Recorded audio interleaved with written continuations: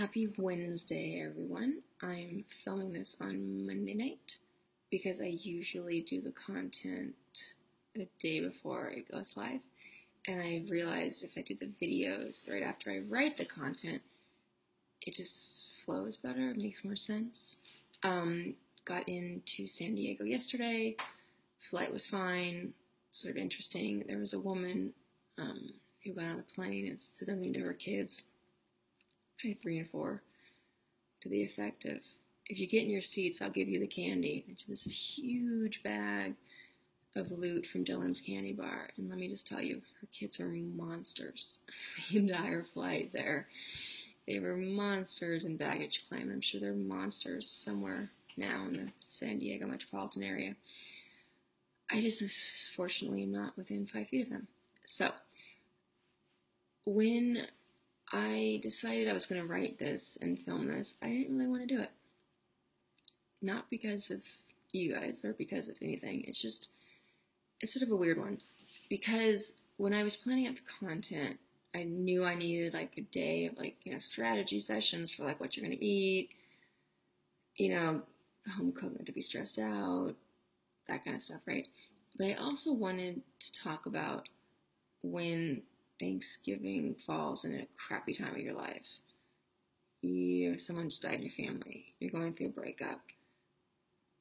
Work's not going well. Whatever. Life is lifey. What should you do? Do you pretend like everything's okay? Do you sit at Thanksgiving and tell everybody about it and they're kind of feels like slimed through negativity? Or just kind of, you're like the Debbie Downer cliche from Saturday Night Live? What to do. Now, I don't really know what you should do, but I will tell you what I did a couple of years ago when something came up for us. We had plans we had been doing for a long time, and it was one of those, do we stay and do the plan we've always done? What to do? I decided we were going to go a whole different route. I'm not saying it was right or wrong. I'm just telling you what we did. And, physically we were someplace different, but, mentally it's all the same, right? So that's what I did. Was it the right decision? I don't know. It was a decision.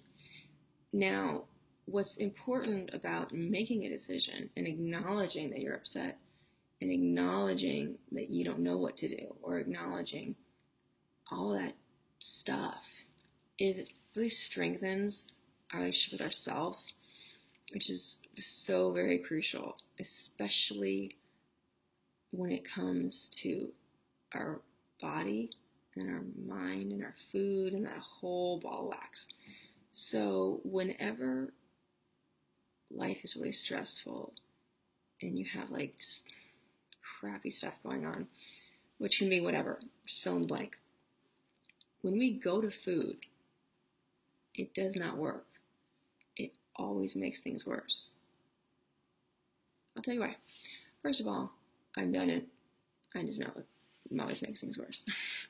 Secondly, it makes things worse because your body perceives stress as inflammation in the same way it perceives or responds, like sugar is inflammation, flour is inflammation, alcohol is inflammation. So if you have any sort of autoimmune stuff, if you have any psoriasis or eczema or anything like that, it will all flare up.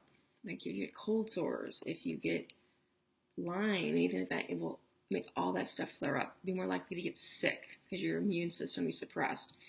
So you'll have the bad thing that's going on, and then you'll have some sort of something physically going on as well. Great, life's so much better now. And then just to make it better, that whole trifecta, whatever chemically you've done to your body, so you had a bunch of sugar and flour. Well, sugar wants more sugar, right? So all of a sudden you're back on the sugar, but you're back on 100 times worse because your body's like, oh, thank God she realized we want this. and all this crazy stuff with like euphoric recalls happening, and your body wants more and more and more, and you're in this total sugar spiral. So you're sick, you're in sugar hell, it's not working, you actually feel crappier, and you still have whatever's wrong. So when we go to food, when life is crappy, it just gets crappier. And it's really too bad when these things fall on holidays, because I always feel like, if there's a time we could schedule these crises, it'd be great. Not before Valentine's Day, not on your birthday. I don't know if a weekend's better for a crisis or a weekday, before lunch, after lunch. I don't know. Maybe we could talk about, have a survey. When's the best time for life to turn to crap? Because I know when a good time is for it's not to turn to crap. That would be, Valentine's Day, or your birthday, or Christmas, or pretty much any time. But there are days that are less horrible than others. But we can't do anything about that. Life happens, right? So when life happens, we still have choices, and we still have a very important choice about where our head goes, where our thoughts go, where our body goes, what we put in our mouth, all that stuff we still have choices about. So if you want a better handle on how you're thinking, how you're feeling, if you're sick or not, let's think about that. That's when you really need to take care of yourself by eating right, sleeping as much as you can, drinking water. Sometimes people talk a lot about self-care, and they can go on this really crazy thing about do I have the right kind of candles for self-care? Do I have the right kind of, lavender lotion socks? Well, self-care can have many forms. And one of the things about self-care that I think people forget about sometimes is self-care can also be saying no and staying home and sleeping, taking a nap, or changing your plans at the last minute because you realized I can't go over there for the 5th year in a row because of all the stuff that's going on. We're going to go someplace totally different. I don't know. Who's to say? But what I do know for sure, guaranteed, food will not work unless you're hungry. And if you are hungry, eating crappy food will not work because it will not sustain you, it will not fulfill you, it will not satiate you. It'll just make you hungrier and add to body fat. That I know for sure. All right, so this is Wednesday for you. Monday for me, but let's not go through that whole thing again. And I want you to have a good pre-Thanksgiving day. Think about what you're going to have tomorrow. What's your splurge going to be? I do not want you guys to think in this whole crazy, I'm just going to binge out for 5 days thing.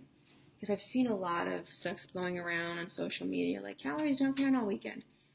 I don't care about the calories as much. I care about everyone getting in this really weird mindset, and the mindset just sticking to you like glue until January 2nd. And then next thing you know, you're having, mochas and lattes and the stupid cookies in the blue tins you don't even like that much at work all day. It's the mindset that just counts. So if that means that Thanksgiving isn't a splurge-orama and that it's business as usual on Friday, think about that. It's a very good thing to think about. All right, text me, I am me, and have a good day. Bye.